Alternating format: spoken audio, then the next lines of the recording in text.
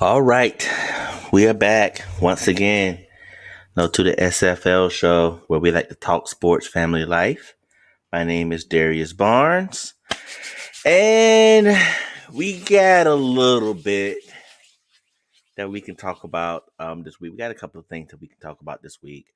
Of course, NFL season. I think we're in week 8. No, week 8 just passed, and we had some pretty good games. Going on there. Of course, our college games. We had a few games there that we can talk about as well. And then we got a big week coming up next week, election week. There's some things that I want to talk about there as well. I'm going to try my best to not be.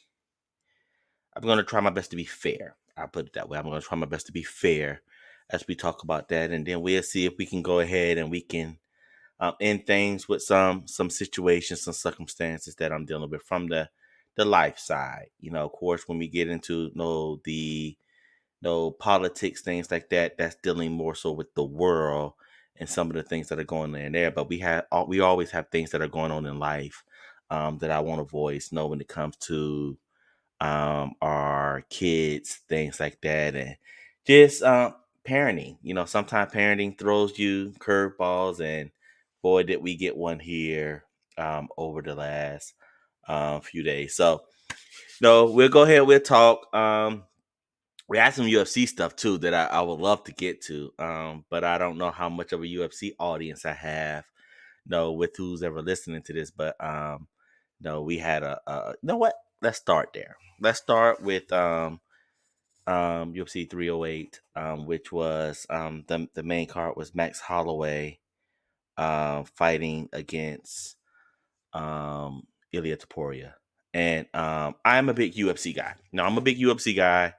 I have been watching the Ultimate Fighting since I would say, geez, over the last 20 years or so. I really got into it. I remember it as a kid where you had the Tank Abbots and the Ken Shamrocks, and when Tito Ortiz was just beating the brakes off of Ken Shamrock. I remember those fights, but I really started to get into it around 2005, 2006, somewhere around there, where I actually started to learn, exactly what it was, and and see that it wasn't just cage fighting. A lot of people look at it as just cage fighting, but one thing I can say about Dana White is he has really turned that sport into an actual sport. Now it's still brutal. Now don't get me wrong, it's still brutal, but it's not what it was or what people look at it as back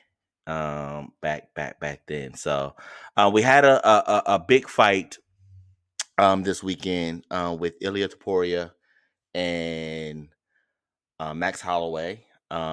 Just to give you all just a background of who those guys are. Ilya Taporia is new this new version of UFC fighter, where he can do pretty much everything. He can do things on the ground. He can stand up, and then he has dynamite in both his hands, and he has knockout power.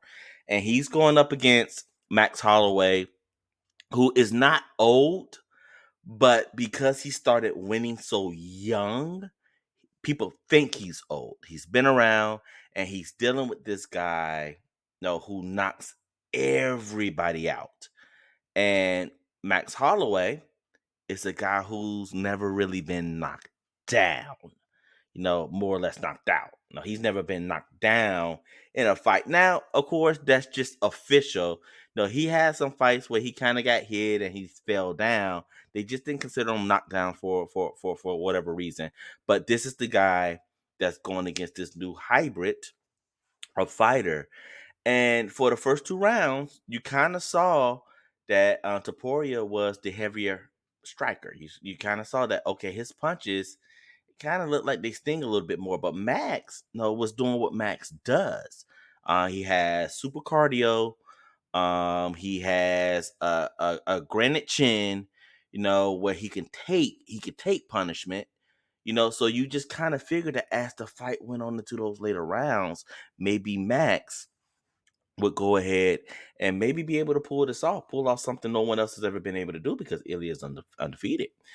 And in the third round, oh gosh, I mean, Ilya crushes him with a right hand, and you see Max, start to take steps back, which is not something you really see a lot of. You see him start to take back, and you see that he is stunned. I mean, you see that this this punch really stunned him.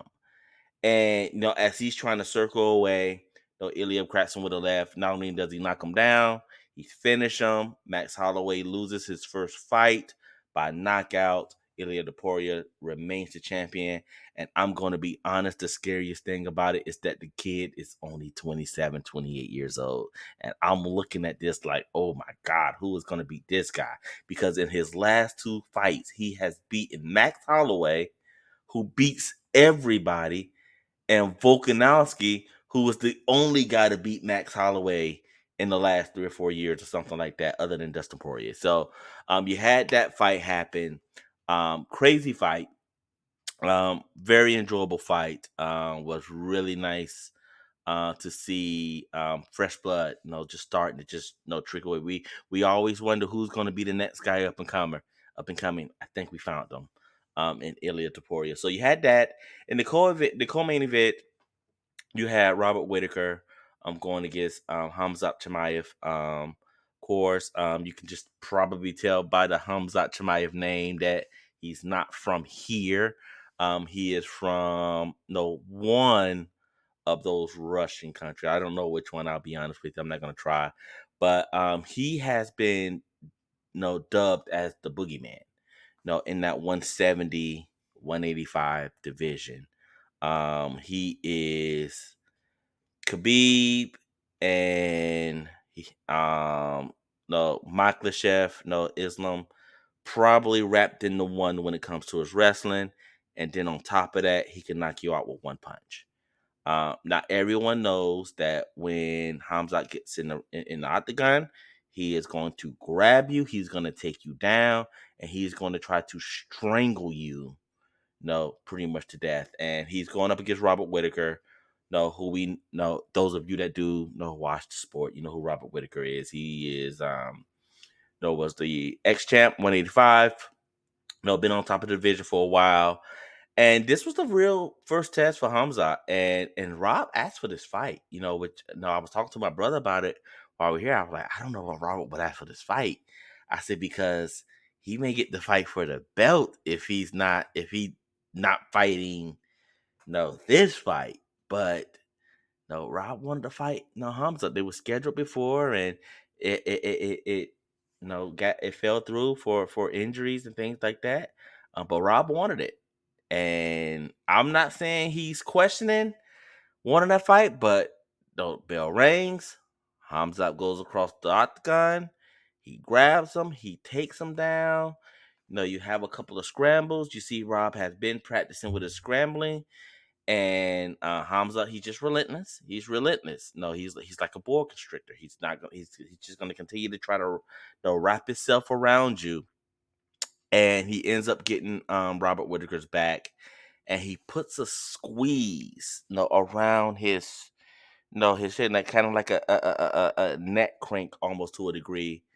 And I don't think I've ever seen someone tap so fast without a choke being in, because there was no choke in, and Rob tapped, and everyone is wondering, why is he tapping?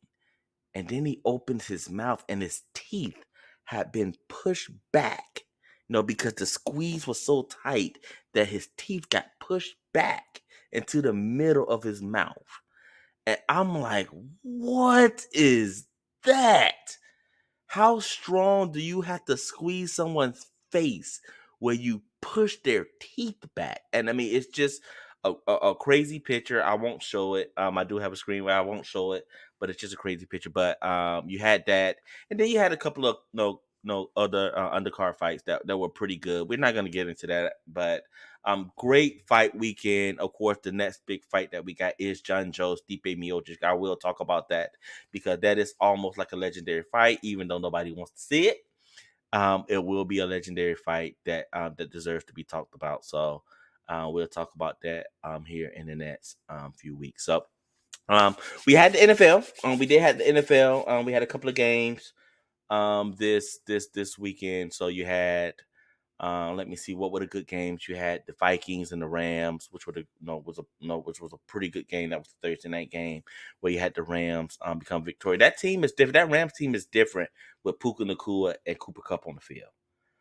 It's going to be interesting to see what happens there. I don't know if they're going to do any moves on the trade deadline, but that is a different team when Puka and Cooper Cup is playing on offense.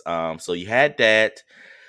You had we talk about the Dolphins. We spent a little bit of time about on the Dolphins because Tua was back. So you had the Browns and the Ravens, which was interesting. The Browns actually ended up winning that game.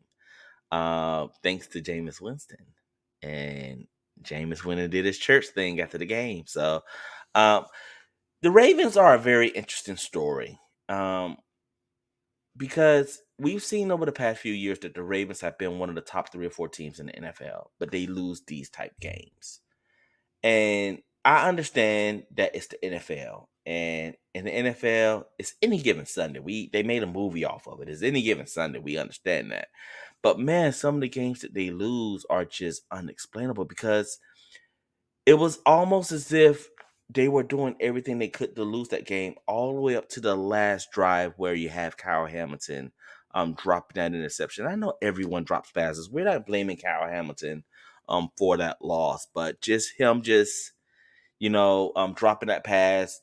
No, of course, the next play, Jameis Winston hits a receiver who I've never heard of. I'll be honest with you, in the end zone. Not that he's not good; he's obviously good. He's in the NFL, but he hit some in the end zone. And no, the Ravens they drive down. They try to drive down, and they get down to around the 20-yard line, and it just falls a little short, and they lose to the Browns. What's interesting to me about Cleveland is it seems like every other quarterback besides Deshaun Watson can play in this system, and I don't know how they handle that. To be honest, I don't know what they do with that. That every other quarterback besides the one that they're giving all of the money to seems to be able to play in the system, but him. So it's going to be interesting to see what happens there. Deshaun is out for the rest of the season. He does have a torn Achilles. We are hoping and wishing that he heals up. No, we are hoping and wishing that he gets better, regardless of how you may feel about some of the personal stuff or the things on the personal side. We do want him to get better when it comes to his injury. So you had that game. You had the Jets and the Patriots. You had the Jets lose yet another game in the last minute. This time to the Patriots, where they are driving the ball against that defense. I wonder what Robert Saleh is saying about the defense, because Robert Saleh obviously is a phenomenal coach. We know that he is a great defensive coordinator. When I say phenomenal coach, what I mean is defensive coordinator. He's a great defense coordinator. And that defense has not played the same since he's been gone, in my opinion. No, they have not played the same. And I wonder if he sits back and if he sees certain things that are stopping that defense from being the dominant defense that they are. Does he see things? Now I know he has another job now, but does he see some things that needs to be fixed or some things that aren't working? Because they just don't look the same. They don't look the same. And I said that Devontae Adams probably was not going to fix their problems. But we'll see next week. They got another game against the Texans. I think it's a Thursday night game. It's a short week. We'll see what happens there. But man, the Jets this season is really 2-6. Woo! No, that's going to be hard to bounce back from. No, that's going to be very hard to bounce back for. But we'll see what happens with the Jets. You had the Falcons beat the Buccaneers for the second time. Looks like the Falcons pretty good stronghold on that division. You had the Lions just put a beat down. I mean, a complete beat down on the Texans. I mean, I'm sorry, on the Titans, which was really bad for me because they were winning by so many points in the first half that my number one receiver in Amon-Ra St. Brown I mean, he ain't even get no. I mean, he didn't get no points. So I lost my game because of that. Because they were winning. No, what 28 to 14 or 35 to 14 in the first half. So the Lions, they look like a buzzsaw. They look good. You had the Bills and the Seahawks. Bills doing what the Bills do. They're whooping up on everybody that comes their way, except for the Chiefs, except for the Ravens. We'll see how that works later on. Chiefs won. The Commanders and the Bears. That was an interesting game. That was a very interesting game, of course, because you had no number one pick going up against number two pick. I felt like Jaden Daniels probably should not have been out there due to the injuries. But he was able to play. No, he was able to play, and I think he played okay. I think he played okay. You did kind of see some explosiveness. No, maybe not there. He didn't take as many chances that he probably normally would. But the game was actually pretty good, even though it seemed like Chicago was trying to give it away in every possible way. You had them as they're getting ready to go in, take the lead. They hand the ball to an offensive lineman on the 1 yard line. Of course, there's a problem with the exchange that's fumbled, and the Commanders get the ball back. Of course, though, then there's the other opportunity where they get the ball back. They drive it down. This time they do score a touchdown with just a little bit of time left. And of course, what Washington does is they drive the ball down to the 50-yard line. They make one pass where Terry McLaurin is kind of going out because, of course, Chicago is willing to give them that play because they want to make sure that the time runs out. And then you have the play that everybody loves to see is the Hail Mary. In Hail Mary, there's a lot that happens there. When you listen to people talk about, it's funny because when these plays happen and when the result is what it was, you hear the breakdown of what should have happened or how the play was supposed to go, and then you can evaluate it and look at it and be like, oh, okay, so a lot of people did things wrong. So here it is. Chicago is winning, and I know Caleb Williams wants this game.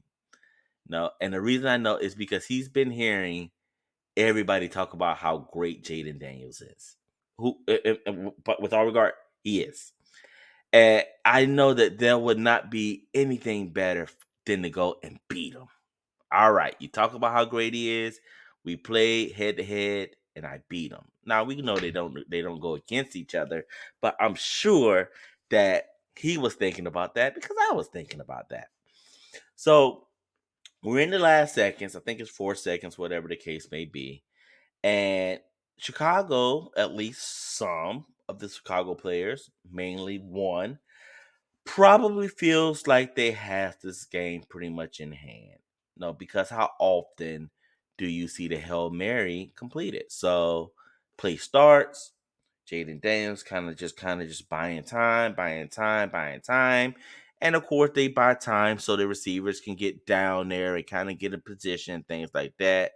Because there is position that goes in place when it comes to Hail Marys. Did not know that until I started listening to people talk about it this week. So he finally lets it go after just waiting for like 12 seconds because Chicago did not send much of a rush, and he lets it go. Balls in the air.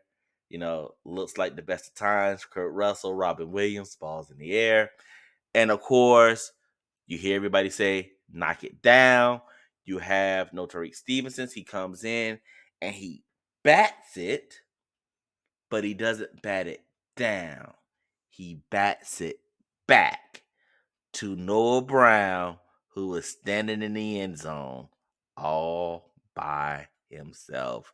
And there is your touchdown. There is the Hail Mary completion. And it was phenomenal. I'm going to be honest with you. Here's the caveat to that. Wow, Jaden Daniels is doing all of that scrambling. Tyreek Stevenson is talking to the fans. He's talking to the fans during the play, for maybe a good 4 or 5 seconds. And I'm gonna be honest. I don't know how much that had to do with it because he still got over there. It looks like he still just batted it back. But according to what some individuals are saying, Noah Brown, who's standing in the back of the end zone by himself, that's where he should have been. No, so I don't know. Chicago loses another heartbreaker. And though Jaden Daniels just him and Washington just continue to win, and the Eagles are playing better. The Eagles are playing a lot better, but I do think that Washington may be the best team in that division right now. So we'll see. We'll see because the 49ers, they put a good beat down on the Cowboys. I know the score seems like it was a little bit closer, but I do think the 49ers pretty much dominated that game to a degree.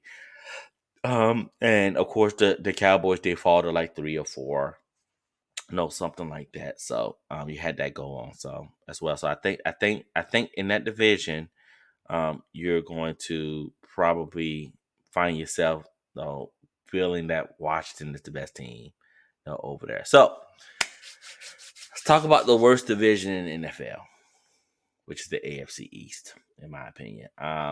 Wanted to talk about them last because Tua came back this week. They played against the Arizona Cardinals. They ended up losing the game. But what was interesting to me is that the offense looks a lot different with Tua in it. And I cannot understand to save my life how that is. I think Mike McDaniel is a really smart coach. I do. I think he's a really smart coach. You have to think that. But it feels and it looks like the offense he designed only worked for one quarterback, which is Tua. And that is interesting to me because I don't look at Tua as like a top tier quarterback. So you would think that you can design a an offense that, okay, yeah, this offense is for Tua, but at the same time, if something happens, he gets hurt, this, that, whatever, we can kind of make it work for this individual as well, or this individual as well. Because we designed it, and the individual that we designed it for, he's not like he's top tier, and he has, and I don't know, maybe he does. No, but I don't look at him as having this talent that nobody else has. I know he's very accurate, quick release. He's great with his eyes, things of that nature. But you kind of feel like to be a quarterback in the NFL, you have to have those things.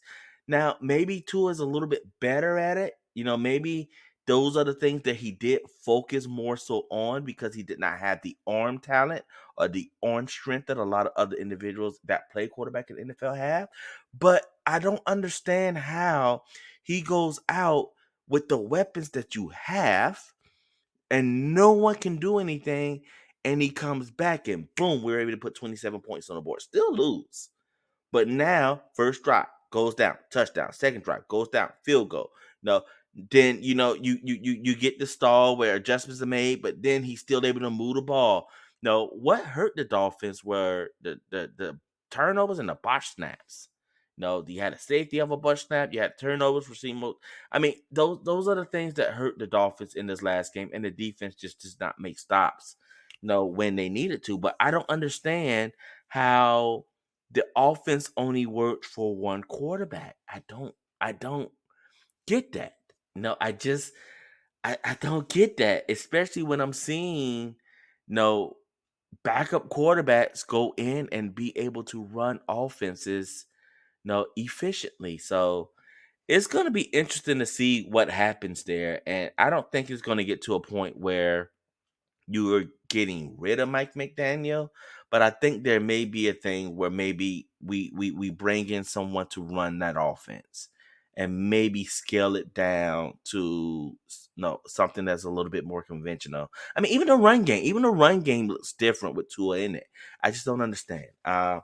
If you're gonna tell me, if you're gonna say that he makes that big of a difference, then his contract is definitely warranted.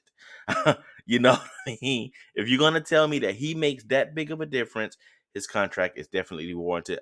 They got the Buffalo Bills coming up in the next week. That's never a good game for the Dolphins. My brother, I think he was kind of picking on me, to be honest, because he was like, no, what do you think about no the Dolphins and the Bills? I'm like, we know how that game goes.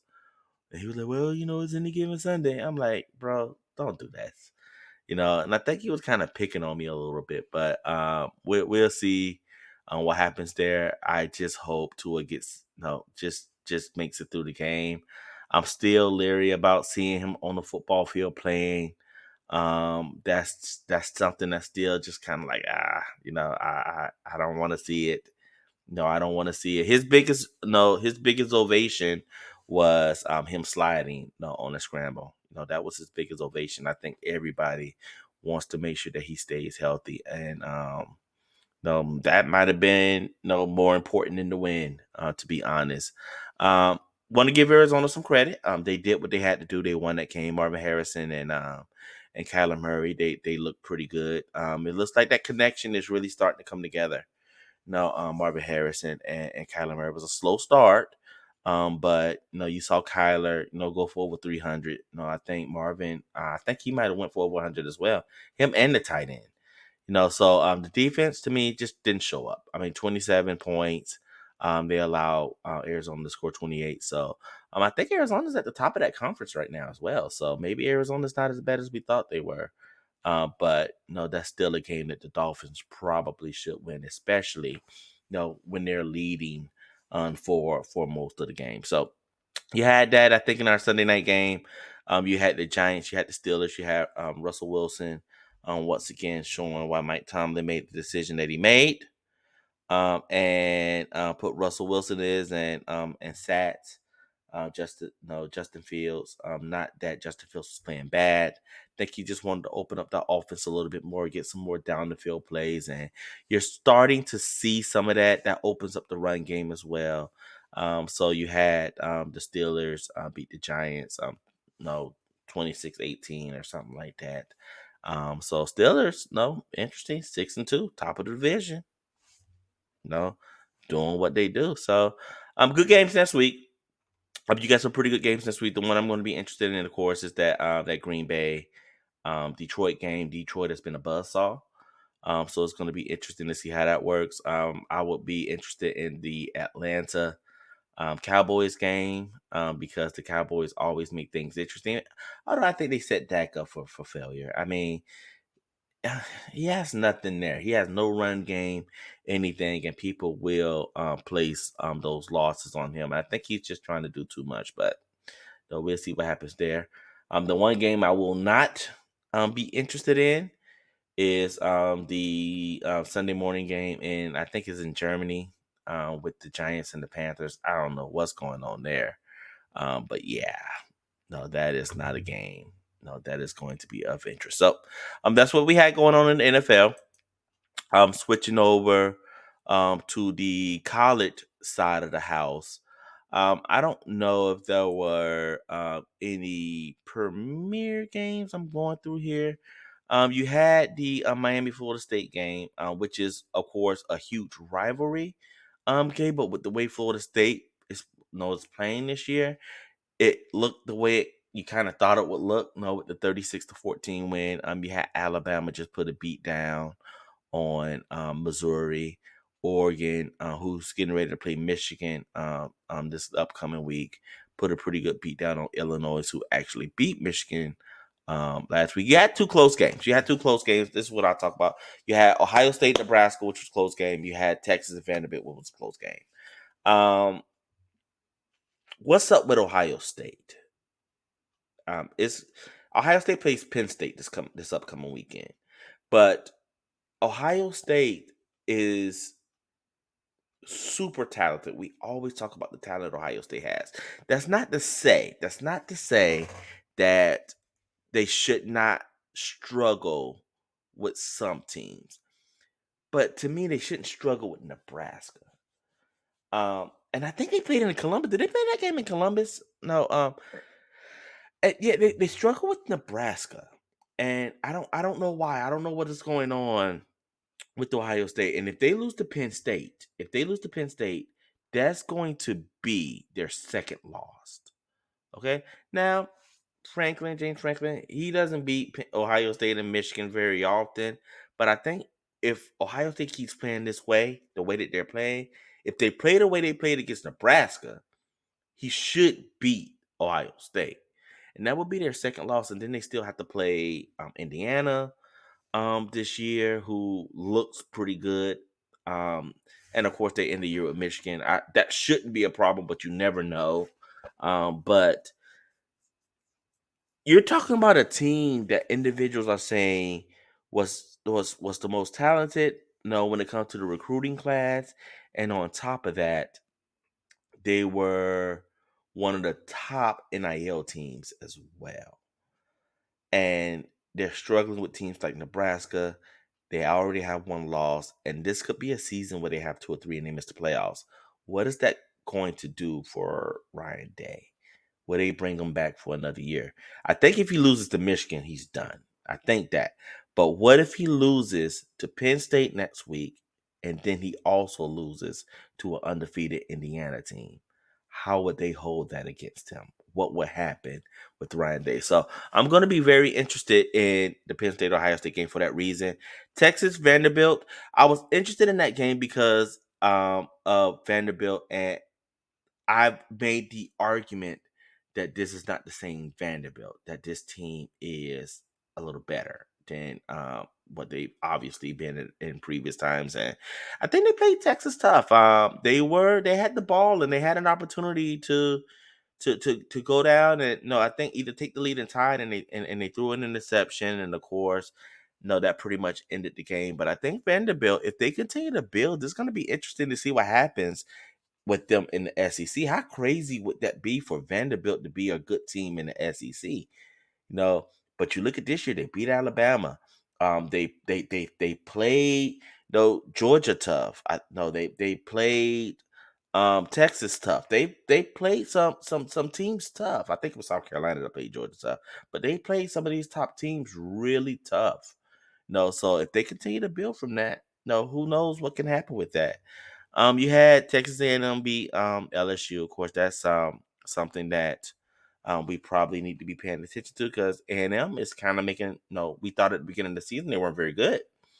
No, and now you see them, and it's like, whoa, that was that first game of the season, the only game that they lost, against Notre Dame. So, um, yeah, no, we're looking at that. Notre Dame pretty. No, they put a beating on Navy. So some decent games. I think next week's games, with Penn State, Ohio State is going to be a good game. I think, like I say, Oregon is going to play Michigan. Normally, that would be a good game. I think with Michigan's issue, I think Oregon should beat them pretty handily. Michigan did play Michigan State this year, which is also that inner city rivalry game. Michigan was able to pull that game out. Um, Close game, but man, their quarterback play is just horrendous. Honestly speaking, you had Tuttle retire. No, I guess no. I did not know he had concussion or injury, no problems, but no, I saw a report that said he's done. He's not going to be playing football anymore. So, it's going to be Davis Warren. It's going to be Alex Orgy, and I guess that's what we're going to rock with for the rest of the year. So it's going to be interesting to see, if we can, win a few more games, and at least become bowl eligible. I think it's pretty safe to say that we probably will not a payout team. We're not going to be able to compete with some of those top tier teams. This is not the same Michigan team from last year. Nevertheless, I'm still going to rock with my boys. But I don't see it being pretty for Michigan in this upcoming week going up against Oregon. So no, that's what we had for college football. So let's go ahead and let's change directions and talk a little bit about the importance of next week, November 5th.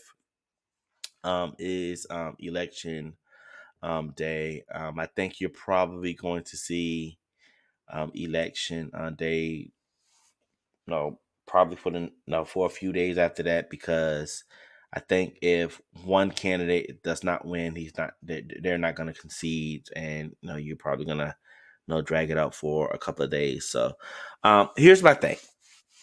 No, and like I said this, I'm gonna try to be fair. I'm going to try to be fair here. But I was having this conversation with a few individuals. Talked to one of my friends that I was stationed with. Really smart young lady. Love talking to her. When we start to talk about intellectual stuff. And we were having a conversation, and I was asking her, "What am I missing? What am I missing about this election? Because I feel like I'm missing something because I'm hearing so much stuff being spewed in both ways. You have one side spewing this, you have one side spewing this.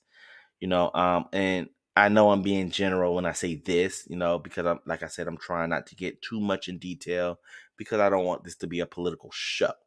But you have one side that is now. Let me say it this way: neither side is really talking about what plans they have for the country. No, I will go ahead and I will say that there's neither side that you can say, okay, well, here's the plan. They talk about the things that they're going to do, but nobody really gives you a plan as to how they're going to do it. At least I have not seen something that says in detail, this is how we're going to cut taxes. This is how we're going to do this. This is how we're going to do that. They tell you they're going to do it, but nobody really says how they're going to do it. But I was asking, what am I missing here? Because you have two candidates, and one candidate is the vice president right now. And depending on how you look at the presidency, you can say whether they've done a good job or a bad job. Now, I think the part that gets missed and the part that people don't want to admit is how the presidency works. Okay. That is the part that I think really gets kind of swept under the rug. So a president is in office for 4 years. Okay. After that presidency is over, if that president is not reelected, someone else comes into office and they have 4 years. Well, a lot of times what happens is the residuals from those previous 4 years, they kind of flow over into the next 4 years. No, at least for the next 2 years, maybe 2 or 3 years, the residuals kind of flow over. So if you had some good things going on, in your presidency, and then you leave, those good residuals are gonna flow over. If you had some bad things going on, those bad residuals gonna flow over, and you gotta kind of weed those things out. I do feel like some of that has happened when it came to our last president, number 44, you know, to 45 to 46. You saw residuals kind of flowing over. We had President 44, who I thought had great things happening with Obamacare, things like that. And that flew over, and 45 was able to pick up some of that. And although he tried to change some of it, you had individuals that would not allow him to, and some of the good things flowed over. But as the presidency began to end, it started to kind of plummet. You had pandemic, this was happening, that was happening, prices was going up, this, that, whatever. So then that 45 leaves, 46 comes in, and now those residuals are flowed over to so I think I hope I'm explaining that the right way. So now 45 is trying to get back in office, and what he's using is that, okay, well, no, 46 vice president has been in office, and all the stuff that she's saying she's going to do, why haven't she done it? And it's like, well, she's the vice president. She's not the president. You know what I mean? She's the vice president. It's not like she can say, hey, president, do it this way. And president says, okay. I mean, I don't think it works that way. I think we all know it doesn't work that way, you know? And we bring that up and we say, well, why would we want another 4 years of that? And I'm looking at that and I was like, well, why would we want another 4 years of the previous no no regime? Why would we want that? Because to me, that's where a lot of the division started. And man, we're divided as a country now. We got even churches. The church is coming at each other now. That's how divided we are. It is crazy that now churches are fighting. So when they say, well, why would we accept another 4 years of this? And I'm like, so if we're saying we're not going to accept another 4 years of that, but we would accept another 4 years from 16 to 20. No, that's what we're doing. We're saying we'll take those 4 years over these 4 years. No, because why? No, what would be the reasoning for that? What was going on in those 4 years that was so great that we want to bring that back? And that's why I'm asking, what am I missing there? Because everyone is talking about all the bad things that Kamala Harris has. I heard, it's funny because I hear celebrities and and I try to I try to listen to everybody. I try to listen to everyone when they're talking, and I'm hearing individuals that I respect, individuals that I felt like had really good character, things like that, and they're saying things. And I'm like, wow, I didn't know they felt that way. So I'm listening to Eddie Griffin, and he's talking about how Kamala Harris is a liar, and he's talking about know how something with her grandparents and this, that, whatever, this, that, whatever. And I'm like, okay, no, number one, I don't know what they got to do with the presidency. I'll be honest with you. I don't know what her race and all of these things. Don't know what they got to do with the presidency. I think all politicians lie, depending on what they're talking about. They say things that they have to say to get the votes, this, that, whatever. So I don't know what he's talking about, but he's talking about how she's a liar and this, that, whatever. So I'm like, okay, so if that is your stance, if that's where you're gonna, if that's where you're planting your feet, your alternative is to put in Donald Trump, like he's the model of truth. And that's the part I don't understand.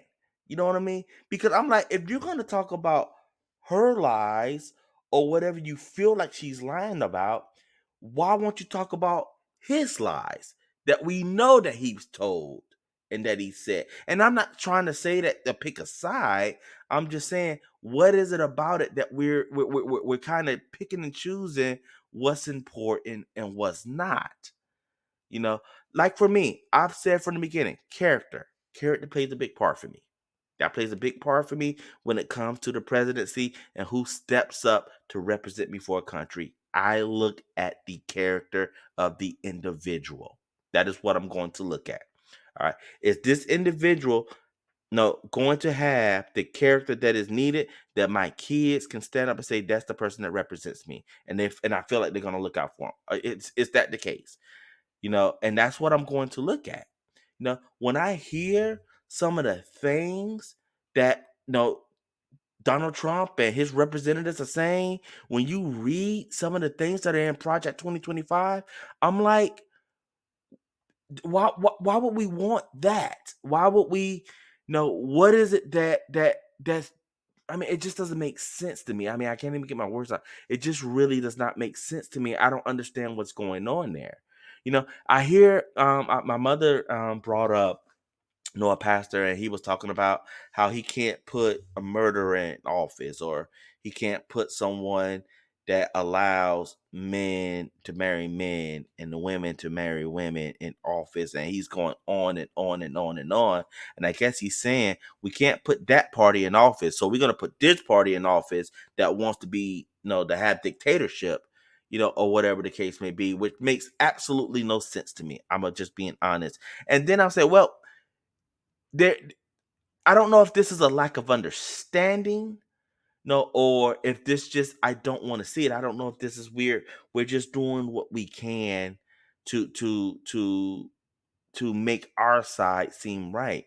But when you talk about murdering babies, when you talk about that, that's not something that you should just throw out there like that. No, I don't think that's something that you should just say, "Hey, they want to murder babies." That's a big deal there, you know. And I don't think anybody wants to murder babies. That's not what they're saying. What they're saying is that we feel like a woman should have the choice on what she does. That's pro-choice. It's not we agree with murdering babies.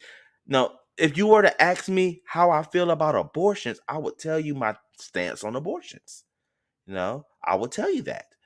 No, but that does not mean I get to make the decision for everybody else, because my stance may not be what their stance is.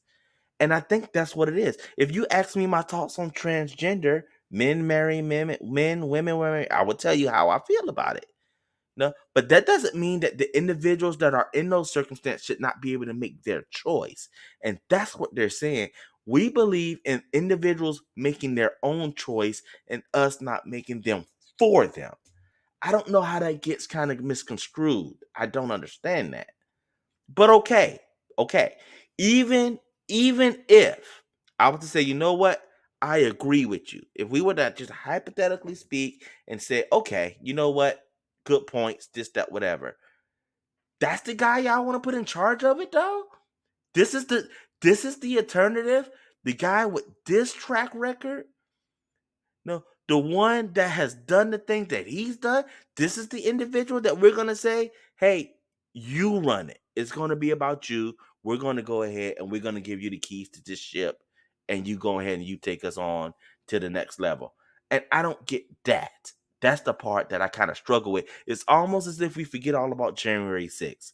I cannot understand the individuals that look at January 6th and say, no big deal. No big deal. There's a lot, and this is hard for me. I started out the show talking about the UFC and being a huge UFC fan, and I am. No, I am a huge UFC fan, but it I'm just amazed at how many of the UFC fighters back Trump. Um, Now I don't understand. I understand that individuals probably have their reasons for it.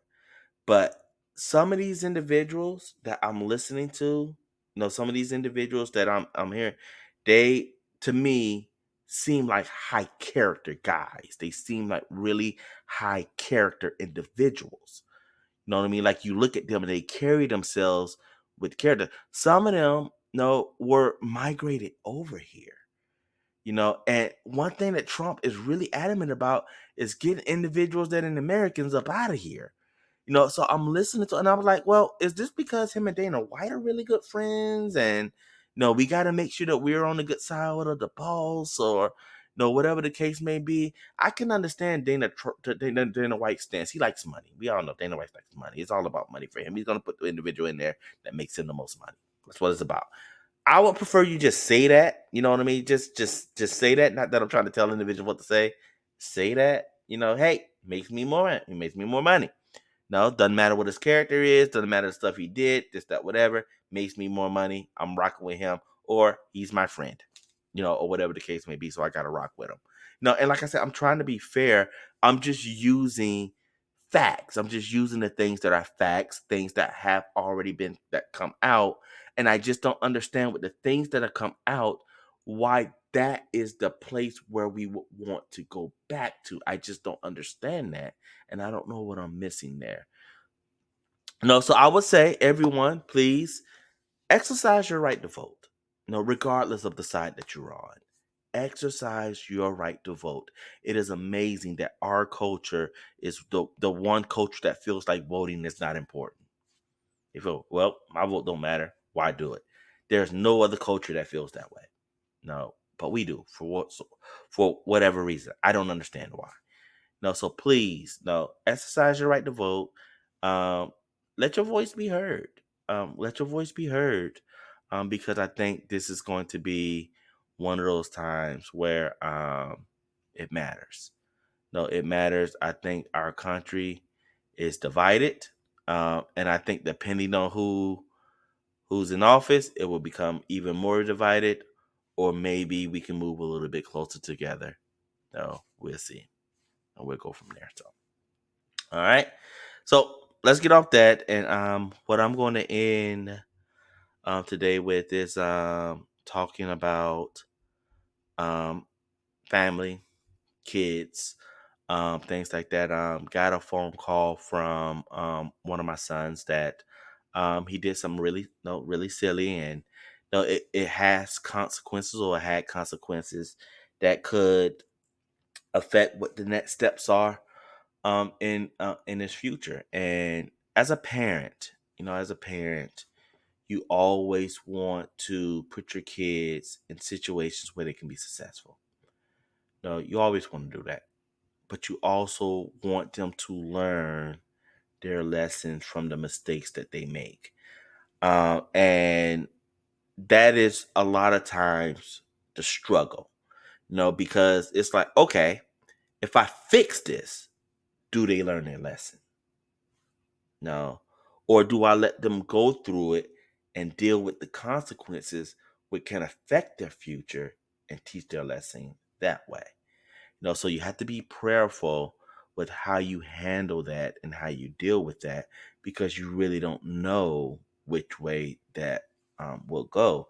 Um, well, let me just talk about me. I have tried to raise, my kids, my boys, of course, and when I got my baby girl, when I got the daughter, I've tried to put in them good, good, just good morals.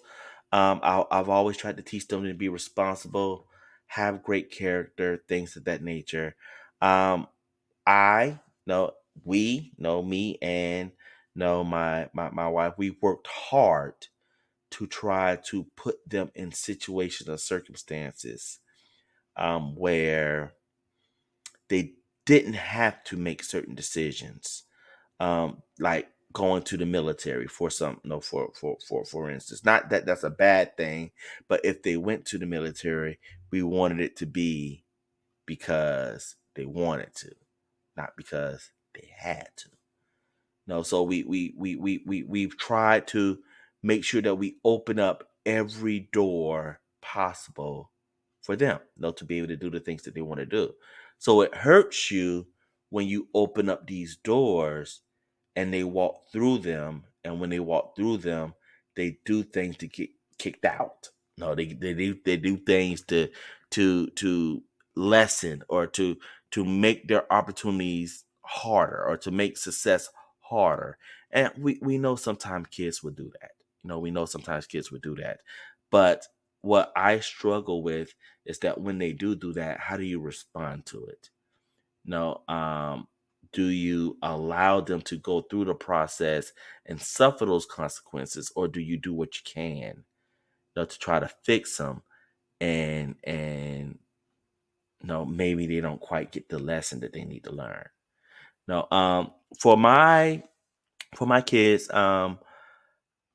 I no, just like anyone else, and I'm trying to be careful with my words, because no, I think they listen to these. I try to make sure that they understand that I love them, but at the same time, I have no problem telling them when I'm disappointed in them. And one of the things that has disappointed me about what they're doing and how they're handling things, because I know they have to learn how to be on their own, because they're out on their own and they're learning things like that. But one of the things that is disappointing is that they have everything that they need inside of them, and it's almost as if they're not listening to it, and they're not paying attention to it. I've always talked to them about responsibility, and you continue to hear them do things that are irresponsible. I always talk to them about having high character, and then they do things that diminishes their character. Now, I've always talked to them about paying attention and things like that, and making sure that you're putting yourself in circumstances and situations to be successful, and then you see them do something that absolutely speaks against that. And you have to make a decision. No, you have to make a decision, and that is what I'm dealing with right now. That is what we're dealing with right now, having to make a decision on how to handle issues when they don't do what it is that they're supposed to do. No, when they put themselves in a circumstance or a situation that could affect their future, do you allow them to go through it, or do you do what you can to make sure that it's fixed and you go from there? One thing that I want from them, one thing that I want from them is to be smart, respectful young men that do, or that follows the rules and know right from wrong. And I'm not saying that you have to be perfect. No, I'm not perfect. Nobody's perfect. I've made more mistakes than anybody, but my character, I think speaks for itself. No, now for my kids, especially my boys, I'm not telling them to be perfect. I don't want them to be perfect. I want them to be able to learn from the mistakes that they make. And I think that when you make mistakes, it makes you more of a man because you can build up and you can learn from it. And nobody that is successful made it to where they are without making a mistake or two somewhere down the road. So I'm not saying that, but don't let your mistake diminish your character. Okay? The mistakes that you make should not be character mistakes because your dad has taught you how to have good character. So when you get that phone call or when you get that notification, know that something happened and it has to do with it. It's just tough. It's just tough. And you have to figure out how you want to handle that. So um I want you all, and I'm asking if you all will just continue to keep us in prayer. To continue to keep us as a family in prayer. Because as we go through these processes, or we go through these things, we want to make sure that we handle them the right way. No, we want to make sure that our kids at the same time still understand and know that we love them regardless of what is going on. But you got to be able to use your mind. You got to be able to think, especially in the climate and the environment that this world may be heading to. Your mistake, no, may cause you, to never be able to, experience freedom again if you do something crazy enough. So just keep us in prayer, and let's see if we can get through this journey and these circumstances together. So with that, we're gonna go ahead. We're gonna end it right here. We'll be back, hopefully next week, talk about some of the games that are going on this weekend, and we'll see what happens with the election. So love you all, and please, like I said, exercise the vote and add comments. No comment, no subscribe, all of those things because I really love hearing the feedback that I get, the little bit of feedback that I get. I appreciate it. So if you want to add something or you want to say something, whether you agree with some of the things I said or disagree, throw it out there so I can take a read at it and maybe we'll talk about it in the next show. So much love. Talk to y'all later. Have a wonderful weekend. Bye bye.